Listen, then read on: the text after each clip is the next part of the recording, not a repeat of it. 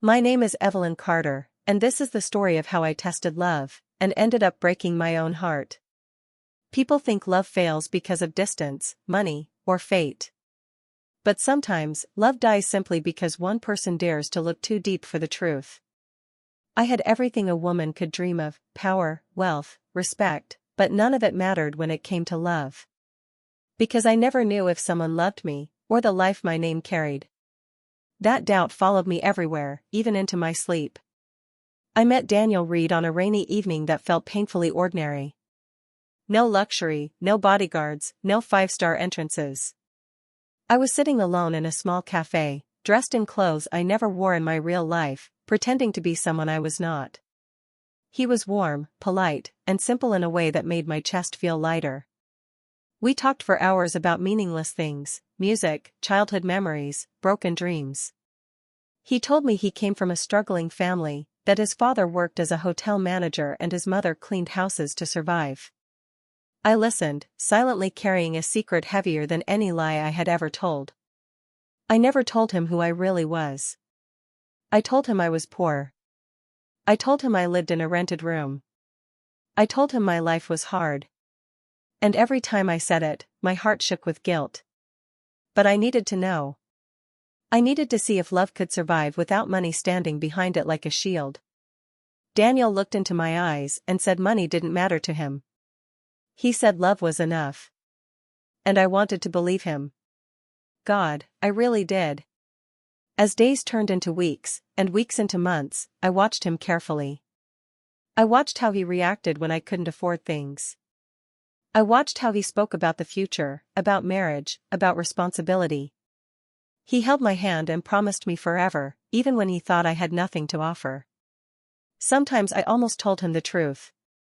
Sometimes the words sat on my tongue, begging to be freed. But fear always stopped me.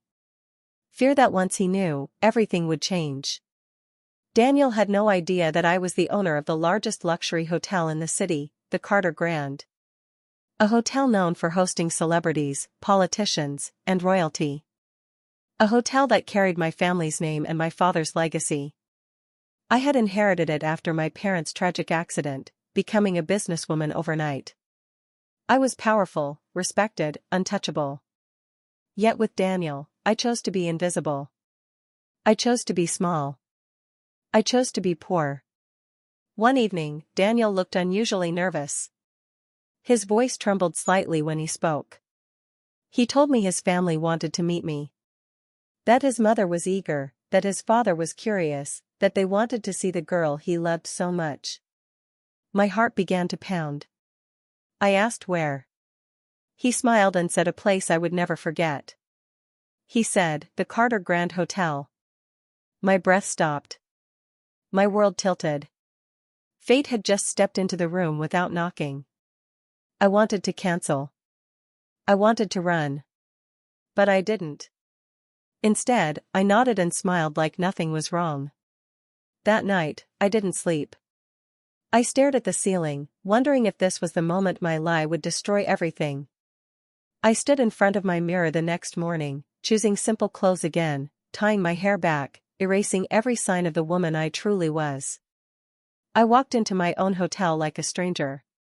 The lobby sparkled with luxury. Crystal chandeliers, marble floors, staff standing in perfect alignment.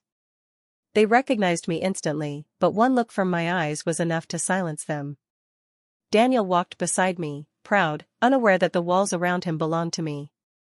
His mother looked at me with judgment before I even spoke. Her eyes scanned me, measuring my worth by my appearance. I felt her disapproval like a slap. That was the moment I realized this meeting wasn't just about love. It was about class. About status. About how easily people decide your value without knowing your story. And as I stood there, pretending to be poor in a place where I ruled, I whispered to myself that no matter how this ended, I would finally know the truth. Because sometimes, the most dangerous lies are the ones we tell to protect our hearts. The moment we entered the hotel ballroom, I felt the weight of every eye on me. Daniel's family had gathered, a warm, tight-knit group, at least that's how he had described them. His mother, Margaret, was elegant, poised, with a sharpness in her gaze that could cut glass. The instant she saw me, her lips pressed into a thin line, and I felt a chill run down my spine. I had prepared myself for judgment, but nothing could have prepared me for the venom in her eyes. "Daniel, who is this?" she asked, her voice smooth but icy. I could see the disdain hidden behind her polite words. I smiled, keeping my composure, letting the lie flow effortlessly. "This is Evelyn," I said softly. I'm just a friend of Daniel's." Her eyes flicked to my simple dress, to my worn shoes, to the way my hair wasn't perfectly styled. Every detail seemed to fuel her judgment. Every glance made me smaller in that room of wealth and power. And yet, I stood tall, not because I had to prove her wrong, but because I knew something she didn't. I was stronger than her assumptions. "Oh, Daniel," Margaret said, her tone turning cold, almost mocking. "You really think someone like her is suitable for our family? She doesn't even look like she knows how to behave in a proper environment." I could feel my blood simmer, my stomach twisting, but I stayed silent.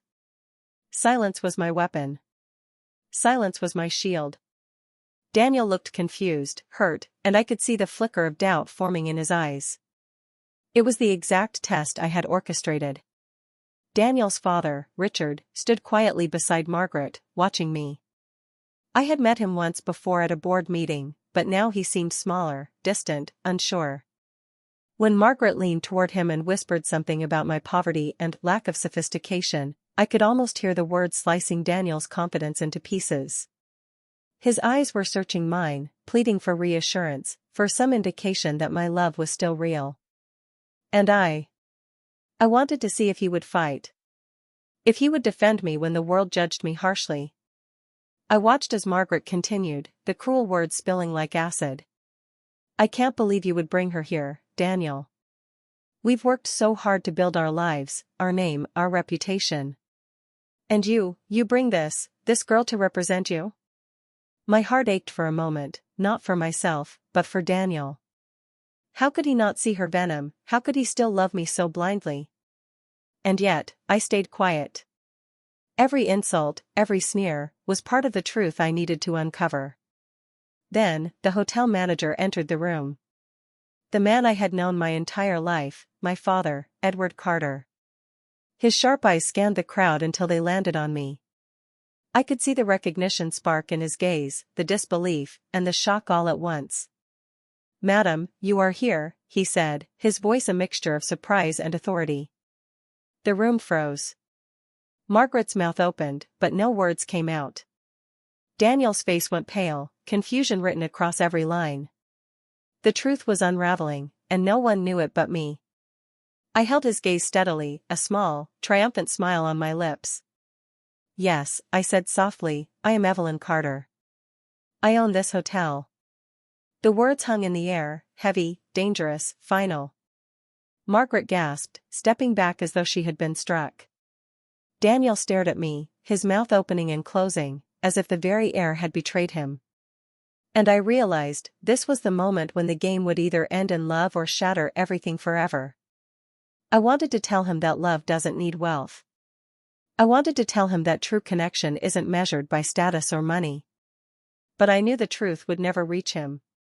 He had already been poisoned by his family's prejudice. And I had to let him fail this test.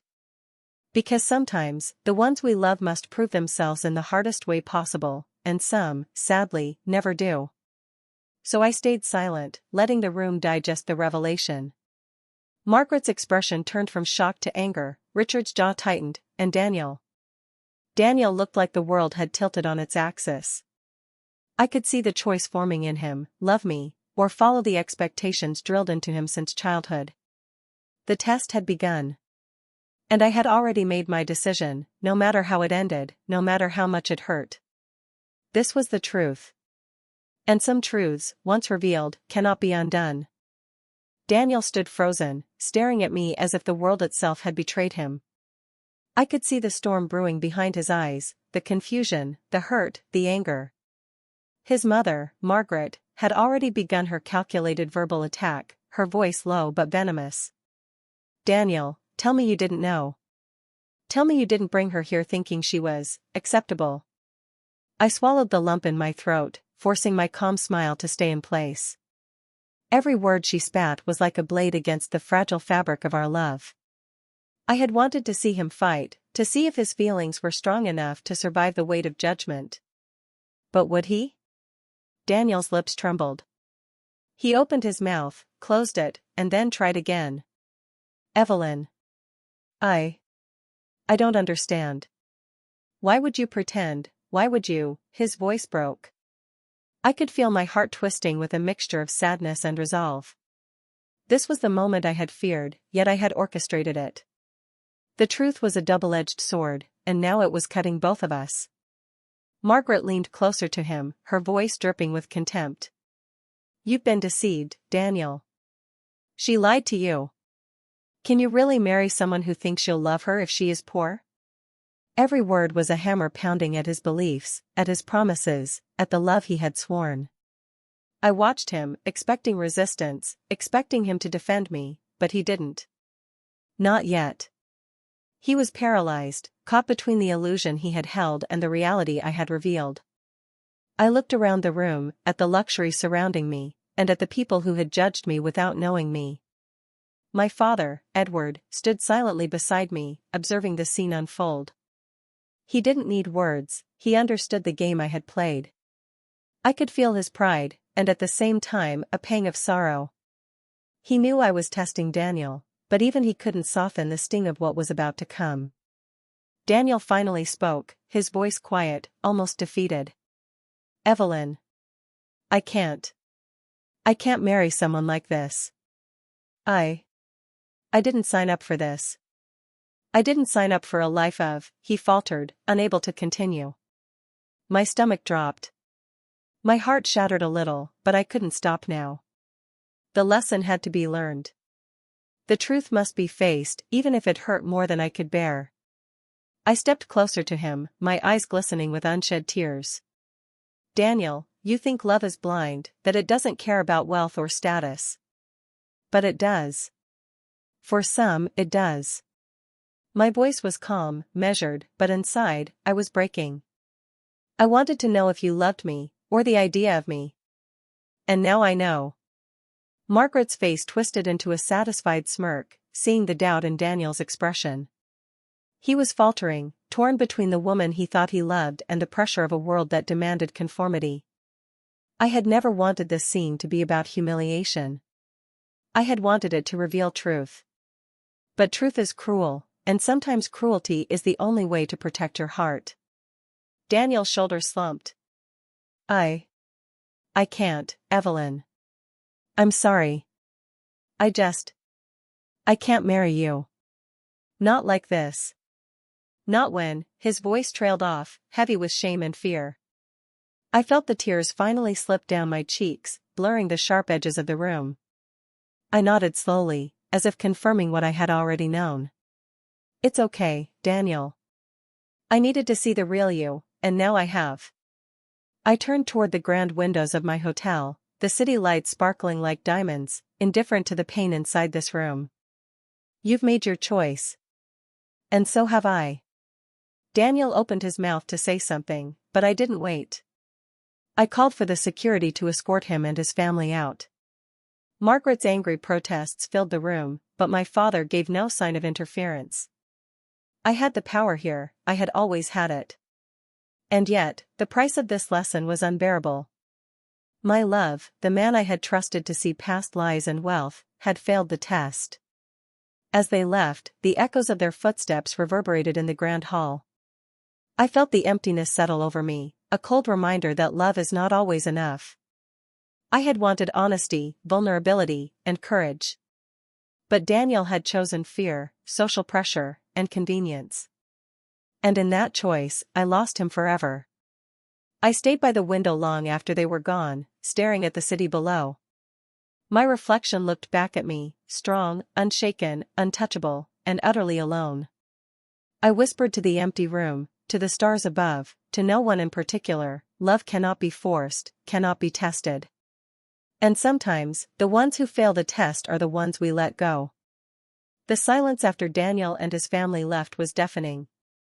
The echo of their footsteps still lingered in the grand hall, bouncing off the marble floors and crystal chandeliers, like a cruel reminder of the betrayal I had witnessed. I sank into the velvet chair by the window, the city lights stretching endlessly before me, indifferent to my pain. The world had no care for heartbreak, no mercy for the illusions we cling to. And yet, I had never felt more alive, or more shattered, than in that moment. I kept replaying Daniel's words over and over in my mind, I can't marry you. Not like this. The sting of them cut deeper than I expected. I had tested him, yes, but I hadn't expected the truth to hurt this much. I had wanted him to prove that love can survive lies, fear, and judgment. Instead, he proved that love can falter at the slightest hint of reality. And now, I had no choice but to face it. My father, Edward, approached silently. He never questioned my decision, he only watched, understanding the storm within me. Evelyn, he said softly, you did what you had to do. Not everyone is worthy of your trust or your love. I nodded without words. My heart ached not because I had failed, but because the man I had once believed in had failed himself. Daniel had been my world, my dream, my everything. And now he was nothing more than a painful memory. I walked through the hotel corridors, each step echoing against the polished marble walls. The staff looked at me with reverence and caution, as if they could sense the turmoil inside me. I paused at the grand staircase, my reflection shimmering in the golden railing, and I whispered to myself, some truths are too heavy for love to bear. I remembered the small moments we had shared, the way he laughed at my jokes, the warmth in his hands, the hope in his eyes, and I felt my chest tighten with longing. But longing was not enough. Love required courage, and he had none. Later that evening, I found myself in the hotel lounge, a glass of wine in my hand, staring at the empty chairs that had once been filled with people who believed themselves superior. Margaret's contempt still lingered in the corners of my mind, her words echoing like cruel whispers. She's not good enough for our family. She had no idea. She never had. I was the owner of the very world she thought she controlled.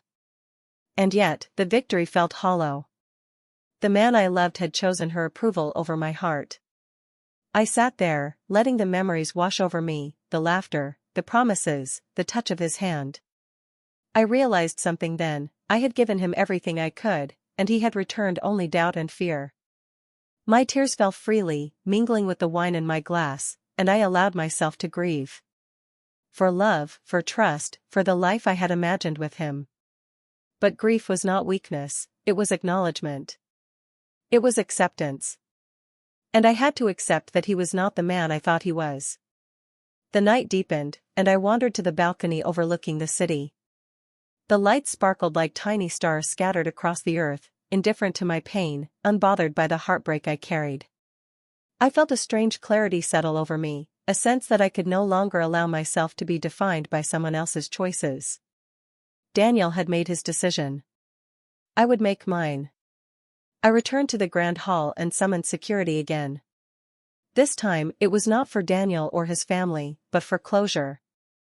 I needed to sever the ties, to reclaim my space and my heart. I walked past the empty chairs, past the lingering shadows of judgment, and I whispered to the room, to the night, to the stars, I will not beg. I will not wait. I will not bend for love that cannot withstand the truth. And with that, I felt the first weight lift from my shoulders. The ache in my chest remained, sharp and persistent, but it was tempered by power, by self-respect, by the knowledge that I would not let anyone, no matter how much I loved them, control my heart. Daniel had failed the test of love. But I would rise above it, stronger, wiser, and unbroken, even if it meant leaving the one I thought I could never live without. The next morning, the hotel was calm, almost eerily so, as if it too had sensed the tension of the night before.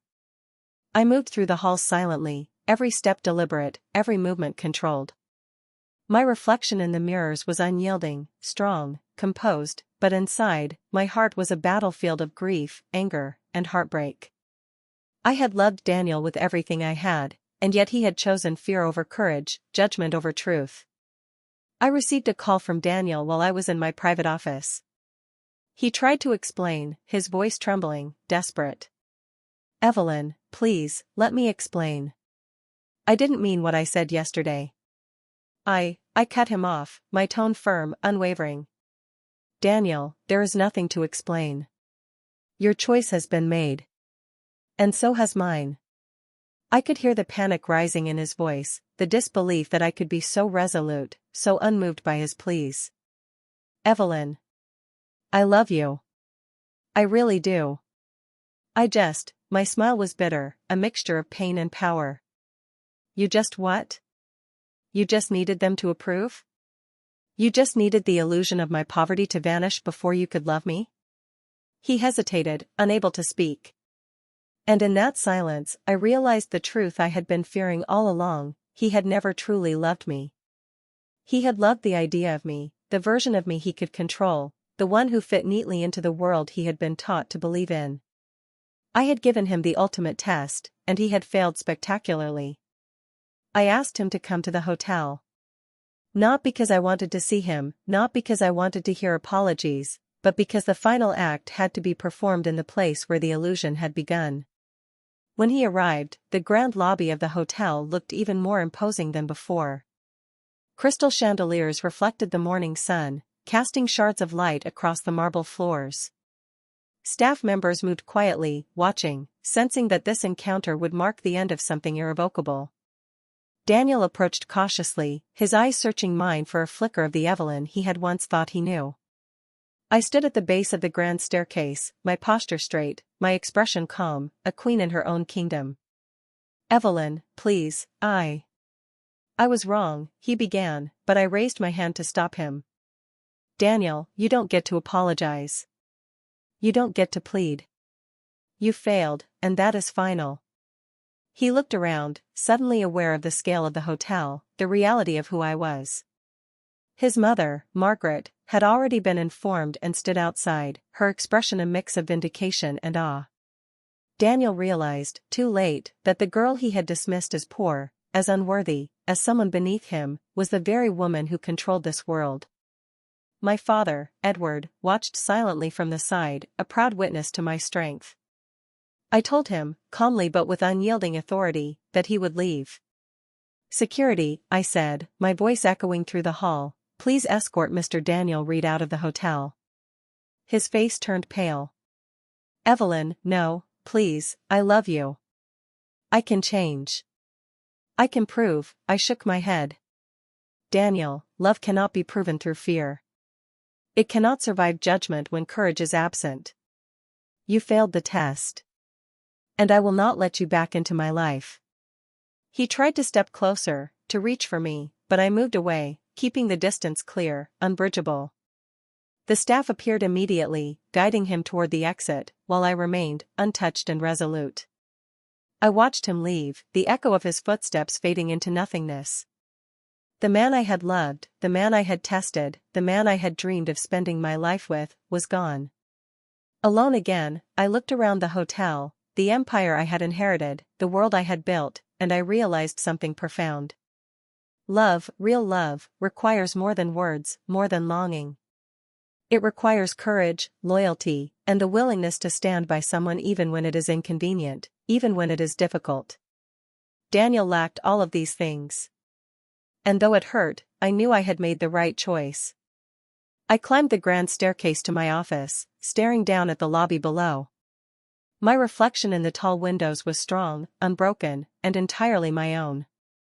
I whispered to myself, softly, with the quiet pain of loss threading through my words, some love is meant to break you, to teach you, to show you who you truly are. And sometimes, the only way to survive it is to let it go. That day, I learned that power, wealth, and control could never fill the emptiness left by a heart that was betrayed. But self-respect, dignity, and the courage to enforce boundaries, they could.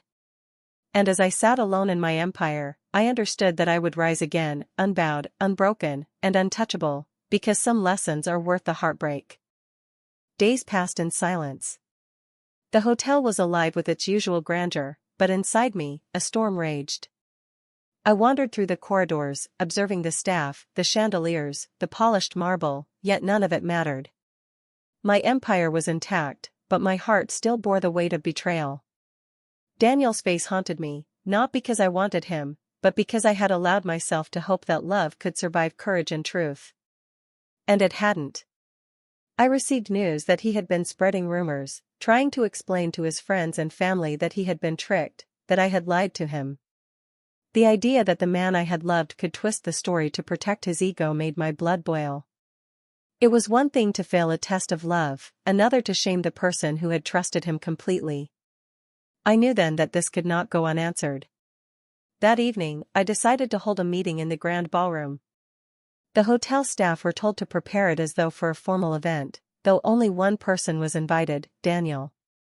I wanted him to see the full extent of what he had rejected, to feel the weight of his choices, to understand the consequences of fear over courage.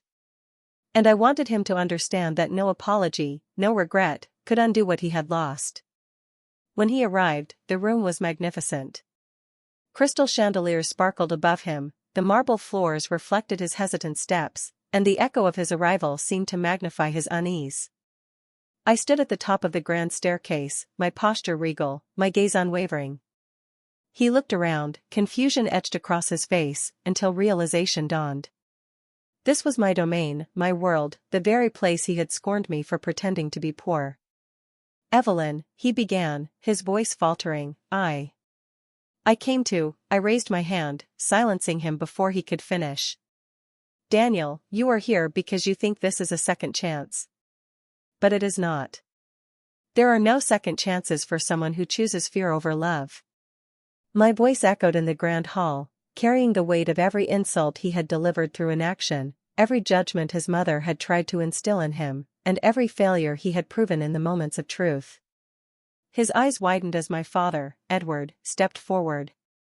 He didn't say a word, simply observing, a silent reminder that I had not been alone in orchestrating this revelation. Margaret's words, Daniel's hesitations, his doubts, they were all meaningless here. In this room, I was the truth. And truth is unyielding. Daniel swallowed hard, desperation creeping into his tone.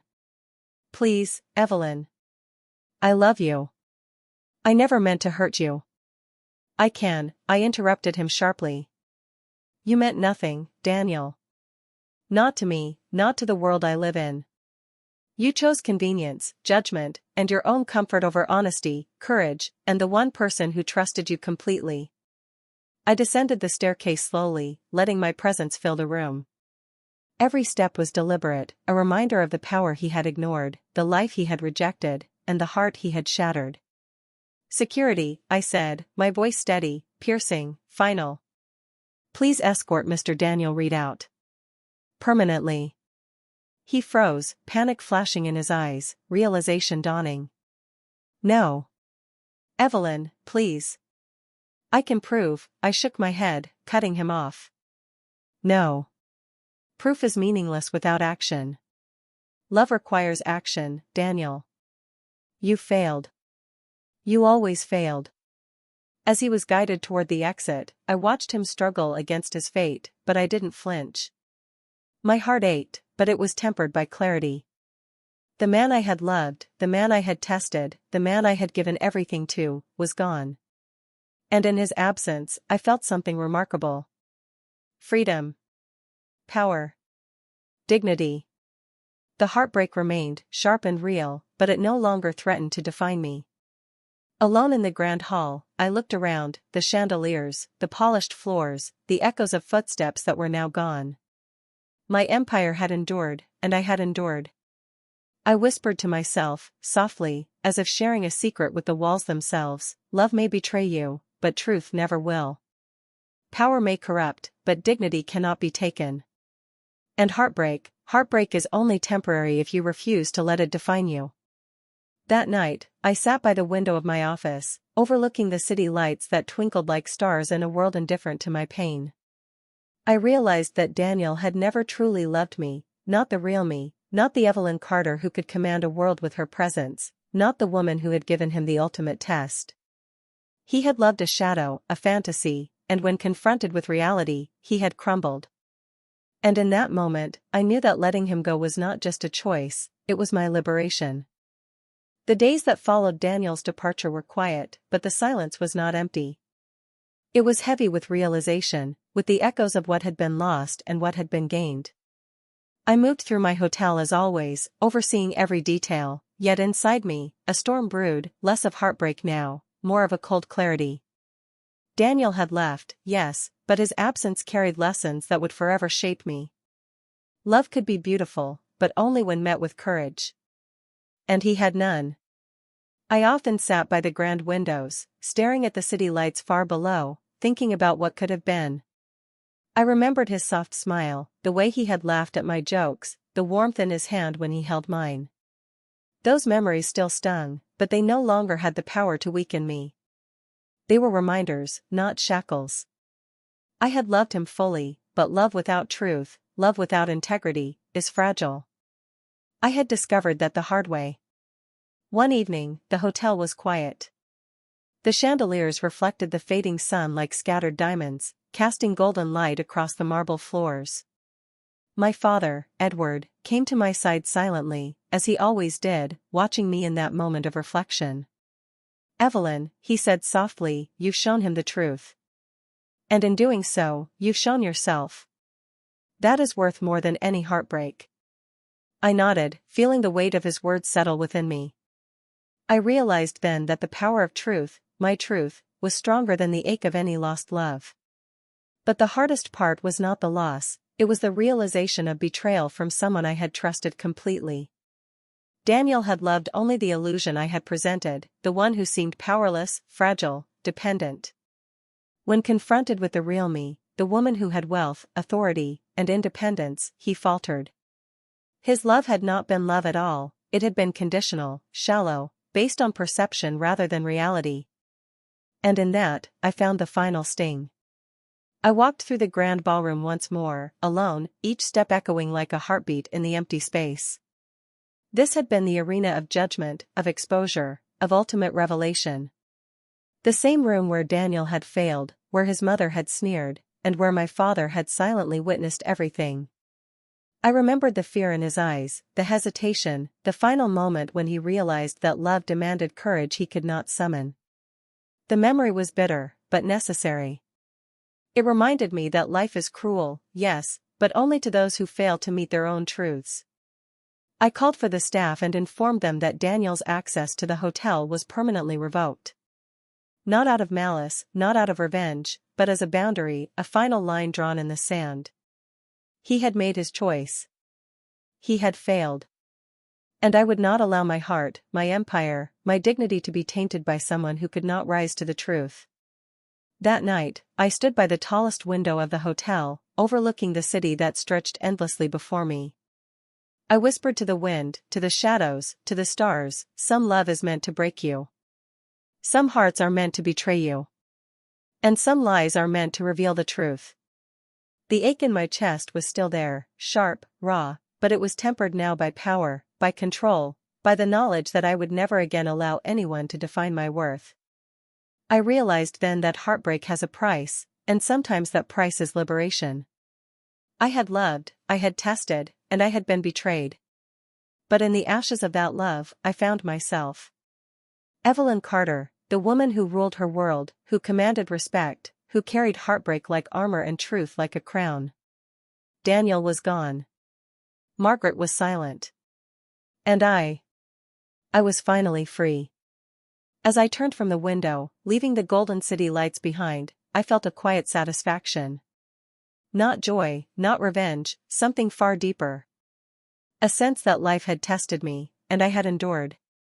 And though love had left me, I had gained something far more precious, clarity, dignity, and the unshakable knowledge that no one, not even the man I had loved most, could ever diminish my worth. I whispered to the empty hall one last time, I loved, I lost, I survived. And I am enough. The echoes of my voice faded, mingling with the grandeur of the hotel that was mine, unchallenged, unbroken, eternal. And in that stillness, I knew, some endings are bitter, but they are the only beginnings worth living.